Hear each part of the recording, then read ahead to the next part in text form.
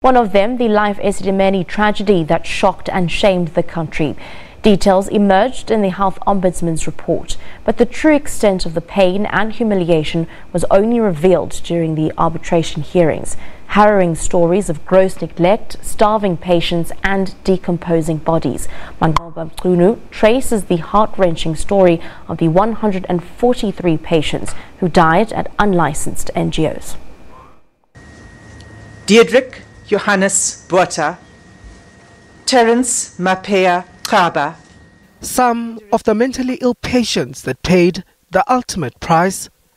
It all started when over 1,700 were moved to ill-equipped and unlicensed NGOs in 2016.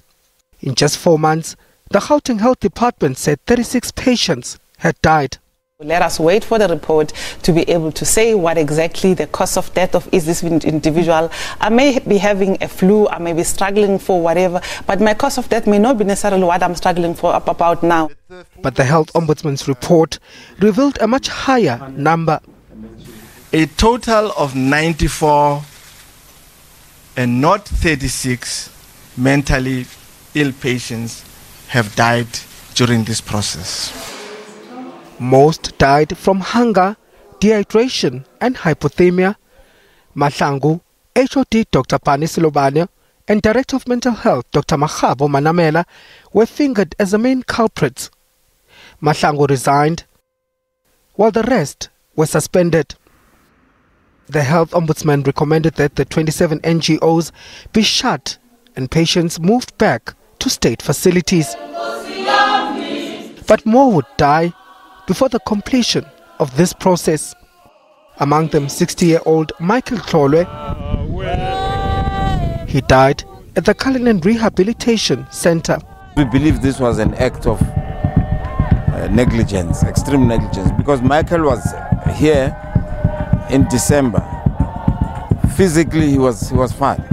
More worried families came forward looking for their loved ones.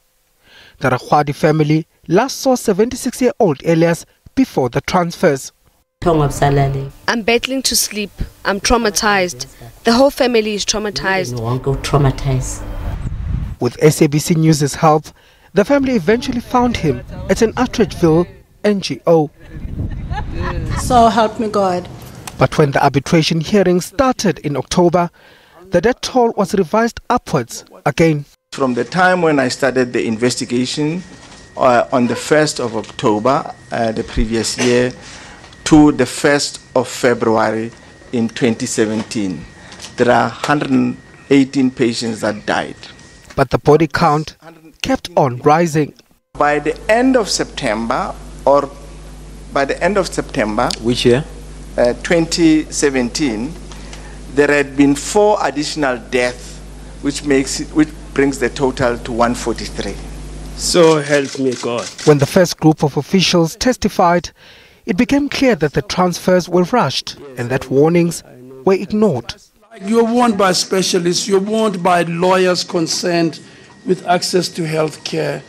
You were warned by family members, and people inevitably die. So the question must be, why did you choose this careless option, this heartless option? Justice,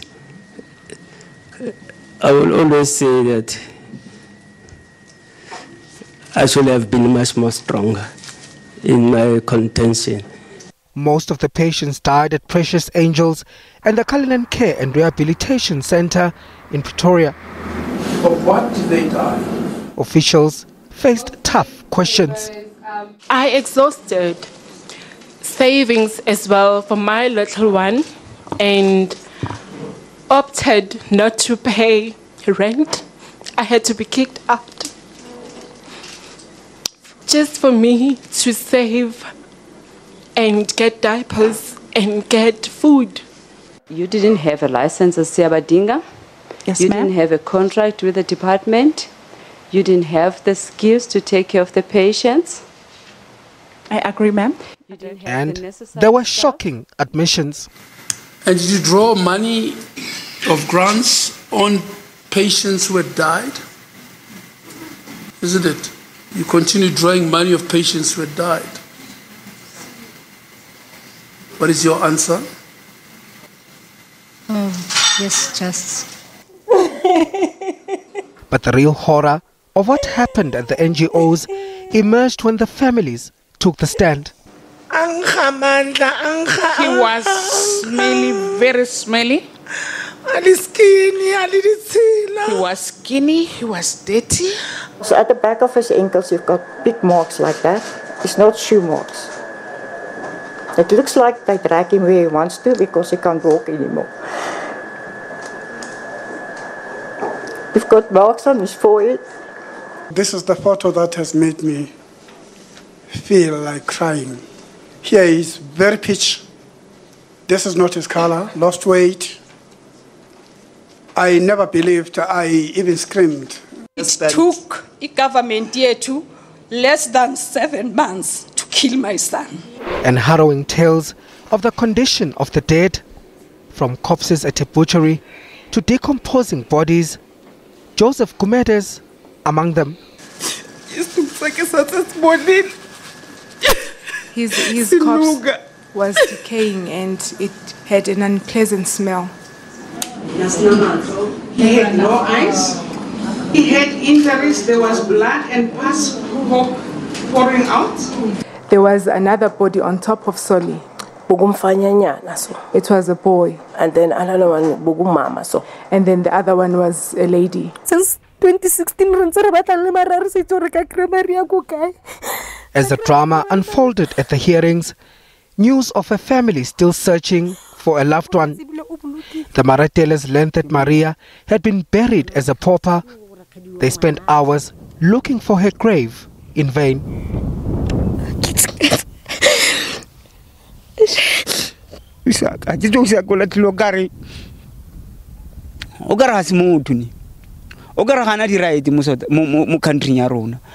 Several witnesses implicated the former mental health director. She came under fire for issuing unlawful licenses and forcing ill-equipped NGOs to take in more patients. Your duty was to protect the lives of these patients. And they died. Can I ask in your one operation, thing? They died. I don't dispute that justice. Can I ask that, did the patient die in Life Esidimeni or in other hospital, a patient dying? I'm asking that. I'm sorry, I don't want to be insensitive. I'm just asking. But Mandamela would not take any responsibility. He warns you that people are going to die. And you go ahead and you come and waste so much of our time. 3 days, you never take responsibility for anything that happened there. The suspended HOD, Dr. Panisolobane's legal bid to block his subpoena failed. He came face to face with families at the hearings.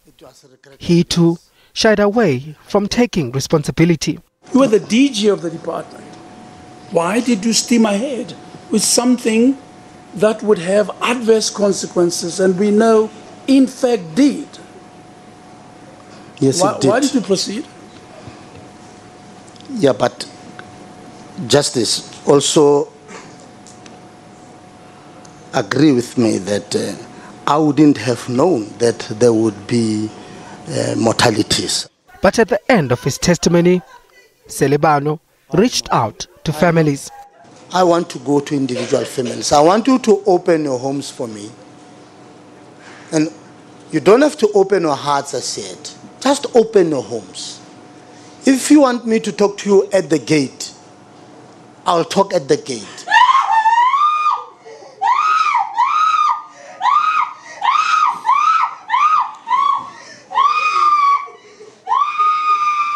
It's been weeks of confrontations, concessions, denials and high emotions as the details of the Esidimeni tragedy were laid bare. But the question is, has the whole truth been uncovered? The answer will become clearer when the former health MEC, Qedani Mahlangu, and Premier David Makura take the stand in January. 59 patients are still unaccounted for. 7 bodies remain unclaimed at state mortuaries. Manqaba Mchunu, SABC News, Johannesburg. Well, every 8